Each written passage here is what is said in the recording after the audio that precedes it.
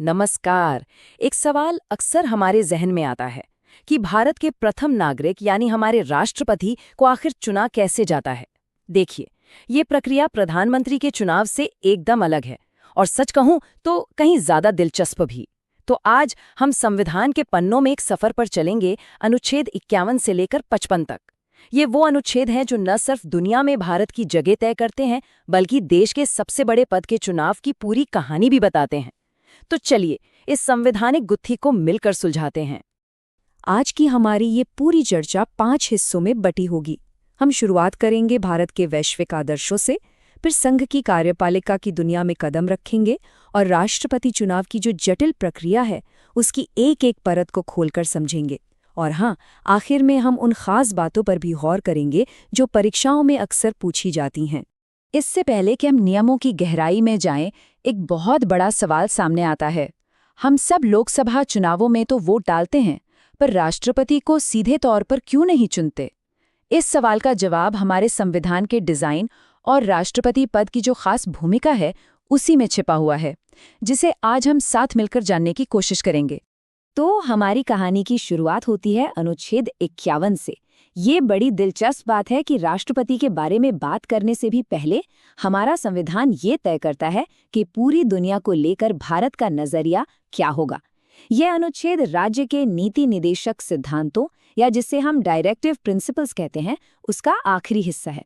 ये सिद्धांत सरकार के लिए एक तरह से नैतिक दिशा निर्देश है, एक मॉरल कंपास की तरह। अनुच्छेद 51 भारत के वैश्विक आदर्शों को इन 4 सीधी साधी बातों में रखता है। पहली बात, अंतर्राष्ट्रीय शांति और सुरक्षा को बढ़ावा देना। दूसरी, सभी देशों के साथ न्याय और सम्मान के रिश्ते बनाए रखना। तीसरी, अंतर्राष्ट्रीय कानूनों और संधियों का आदर करना। और चौथी, कोशिश करना कि आपसी विवाद लड़ाई से नहीं बल्कि बातचीत और मध्यस्थता से सुलझें। मतलब अगर इसे एक लाइन में कहें तो ये वसुधैव कुटुंबकम की हमारी सोच का संवैधानिक रूप है।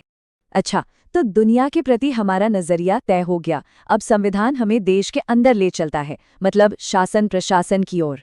यहीं से संविधान का भाग 5 संघ यानी द यूनियन शुरू होता है और इसकी शुरुआत होती है कार्यपालिका के सबसे ऊंचे पद से, जो इन्हीं वैश्विक आदर्शों का एक प्रतीक भी है। अनुच्छेद 52 शायद हमारे संविधान का सबसे छोटा लेकिन सबसे शक्तिशाली अनुच्छेदों में से एक। ये सिर्फ एक लाइन कहता है, भारत का एक राष्ट्रपति होगा, बस। ये एक छोटा सा वाक्य हमारे देश के राज्य प्रमुख यानी हेड ऑफ स्टेट के पद को स्थापित करता है। राष्ट्रपति हमारे गणतंत्र की एकता, अखंडता और सम्मान के सबसे बड़े प्रतीक हैं। तो फिर राष्ट्रपति के पास शक्तियां क्या-क्या हैं? अनुच्छेद 53 हमें बताता है कि संघ की सारी कार्यकारी शक्ति, मतलब एग्जीक्यूटिव पावर, राष्ट्रपति के पास ही होती है। इन शक्तियों का इस्तेमाल 2 तरह से हो सकता है, या तो राष्ट्रपति खुद सीधे तौर पर इनका इस्तेमाल करें, या फिर जैसा कि ज्यादातर मामलों में होता है, वो अपने अधीनस्थ अधिकारियों यानी प्रधानमंत्री और उनकी मंत्रिमंडल की सलाह पर काम करते हैं। और यहीं पर एक और बहुत बड़ी शक्ति का जिक्र है। अनुच्छेद 53 का क्लॉज 2 साफ कहता है कि भारत के राष्ट्रपति ही हमारी तीनों सेनाओं, थल सेना, नौसेना और वायुसेना के सर्वोच्च कमांडर यानी सुप्रीम कमांडर होते हैं। देश की सुरक्षा की जो अंतिम कमान है वो उन्हीं के हाथों में होती है। अब देखिए, जब राष्ट्रपति के पास इतनी सारी और इतनी महत्वपूर्ण शक्तियां हैं तो एक सवाल तो मन में आएगा ही कि आखिर उन्हें चुनता कौन है। और बस यहीं से कहानी में एंट्री होती है निर्वाचक मंडल यानी इलेक्टोरल कॉलेज की। तो ये निर्वाचक मंडल है क्या? देखिए, ये कोई बिल्डिंग या कोई जगह नहीं है, बल्कि ये उन खास लोगों का एक समूह है, एक ग्रुप है जिन्हें राष्ट्रपति को चुनने का अधिकार दिया गया है। और यहीं से हमें हमारे शुरुआती सवाल का जवाब मिलना शुरू होता है कि ये आम जनता का सीधा चुनाव नहीं, बल्कि हमारे चुने हुए प्रतिनिधियों का एक अप्रत्यक्ष चुनाव है। अनुच्छेद 54 बताता है कि इस खास समूह में कौन कौन शामिल हैं। यहाँ बहुत ध्यान से देखने वाली बात है। इसमें शामिल हैं संसद के दोनों सदनों यानी लोकसभा और राज्यसभा के निर्वाचित सदस्य, और साथ ही सभी राज्यों की विधानसभाओं के भी निर्वाचित सदस्य। मैंने निर्वाचित शब्द पर इतना जोर इसलिए दिया क्योंकि जो मनोनीत सदस्य होते हैं, जिन्हें नॉमिनेटेड मेंबर्स कहते हैं, वो इस चुनाव में वोट नहीं डाल सकते। और हाँ, 70वें संशोधन के बाद दिल्ली और पुडुचेरी की विधानसभाओं के चुने हुए सदस्यों को भी इसमें शामिल कर लिया गया है। तो अब ये तो पता चल गया कि वोट कौन कौन देगा। तो चलिए अब इस पूरी बातचीत के सबसे मजेदार और हाँ, थोड़े से जटिल हिस्से की तरफ बढ़ते हैं कि असल में ये चुनाव होता कैसे है, जिसकी पूरी प्रक्रिया अनुच्छेद 55 में दी गई है। इस चुनाव प्रणाली का नाम है आनुपातिक प्रतिनिधित्व। सुनने में ये थोड़ा भारी भरकम लगता है, पर इसका मतलब बड़ा सीधा है। इसका मतलब है कि हर वोट का एक वजन, एक वैल्यू होती है जो उस राज्य की जनसंख्या के हिसाब से तय होती है। इसका मकसद ये है कि चाहे राज्य छोटा हो या बड़ा, हर राज्य की आवाज को बराबर का महत्व मिले और केंद्र और राज्यों के बीच एक खूबसूरत संतुलन बना रहे। तो ये होता कैसे है? देखिए, ये गणित थोड़ा मुश्किल लग सकता है, पर चलिए इसे एकदम आसान कर देते हैं। सबसे पहले हर राज्य के एक विधायक यानी एमएलए के वोट की वैल्यू निकाली जाती है। इसके लिए उस राज्य की कुल जनसंख्या को वहां के कुल चुने हुए विधायकों की संख्या से भाग यानी डिवाइड करते हैं। फिर जो नंबर आता है उसे 1000 से एक बार और डिवाइड कर देते हैं। इससे हर विधायक के वोट को जनसंख्या के हिसाब से एक वजन मिल जाता है। अच्छा, जब सभी राज्यों के सभी विधायकों के वोटों की कुल वैल्यू निकल जाती है, तब बारी आती है हमारे सांसदों यानी एमपीज की।